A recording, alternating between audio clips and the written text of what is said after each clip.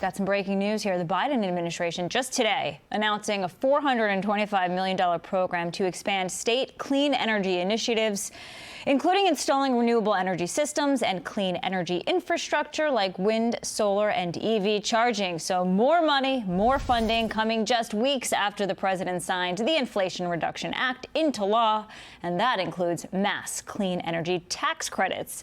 With so much of the White House's focus on clean energy recently, we bring in solar company UGE International's CEO Nick Blitterswyk in a Fox Business exclusive to discuss the solar boom. And, you know, when you read through the tax incentives and everything going to the industry, Nick, what does it mean for you? It's a very exciting time to be in the solar industry for sure. You know, this is the biggest climate bill really in the history of the world, and all part of the Inflation Reduction Act, of course. So, you know, this is an industry that's already been growing really, really quickly, and this is only going to supercharge that for the years to come here. I mean, when you see, what, $370 billion coming in, I mean, are you just like smiling like a kid in a candy shop? I mean, what exactly in this bill, I mean, do you even know, because I know it's a lot to go through, will benefit you and will benefit businesses and you know, homeowners as well?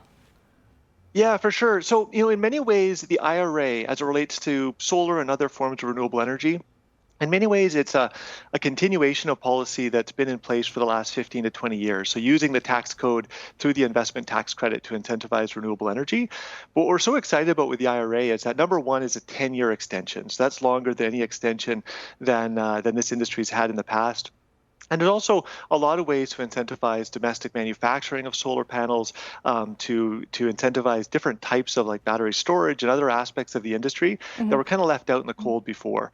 So when you put that all together, we just feel like, you know, this gives us certainty the next 10 years that we can just put our heads down and build as much solar as we can. Where do you get your solar panels from? So, you know, part of this bill and something that that I think not just the Biden administration, but prior administrations as well have been trying to do is to get manufacturing back to the U.S. So to answer your question, before this bill, 85% of solar panels used in the U.S.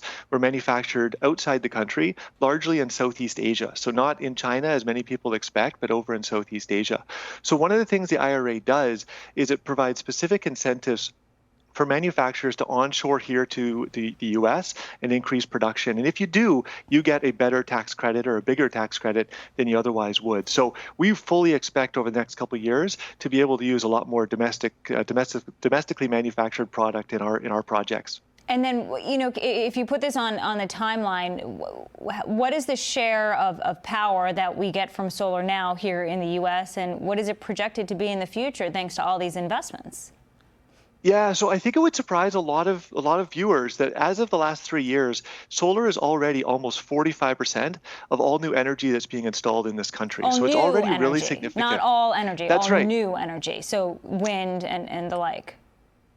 Yeah, that's right. So solar itself is 40 to 45%. We project that that'll be 80% of all new energy being installed by the end of this decade. So if you think about the overall pie, you know, the energy transition is very much here, and solar is leading the way in that.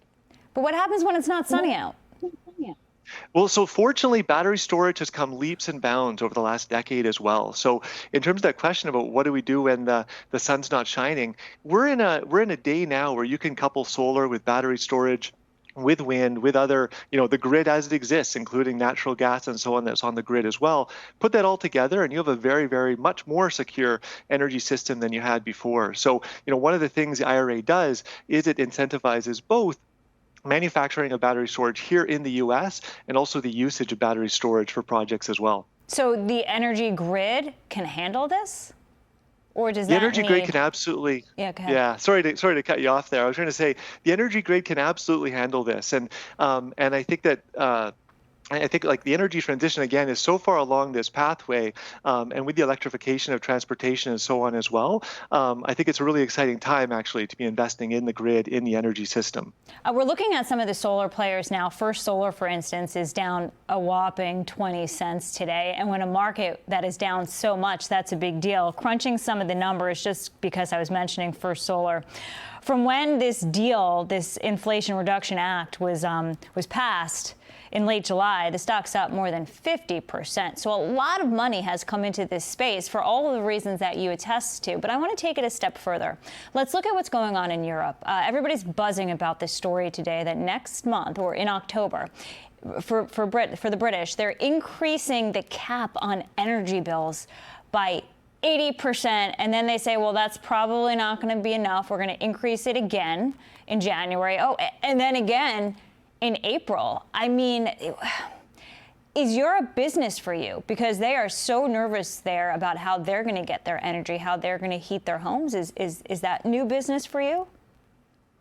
For sure. You know, it's sad what's happening. You think about the families and businesses and how much more they're going to need to pay for energy, right? And I wholeheartedly believe that solar is the way to get these costs down. And I know, some of your viewers probably, think that I'm biased when I say that, but I think if you think through it, the biggest reason that we have energy prices increasing, even here in the U.S. at record rates, in many states we work in at rates that we haven't seen in 50 years, it's because of natural gas prices rising so much. And solar costs keep coming down. With the IRA, we have ability to bring that down further, significantly further in the years to come. And so, whether that's here domestically, whether it's overseas in Europe or other places around the world, I think like UGE, is really well positioned to take advantage of the rising tide here for solar energy. But I think it's actually really quite exciting about being able to get to lower energy prices, not just lower versus now, but lower than we've ever had before with the low cost of solar. Nick Blitterswyk, thank you for the time and good luck.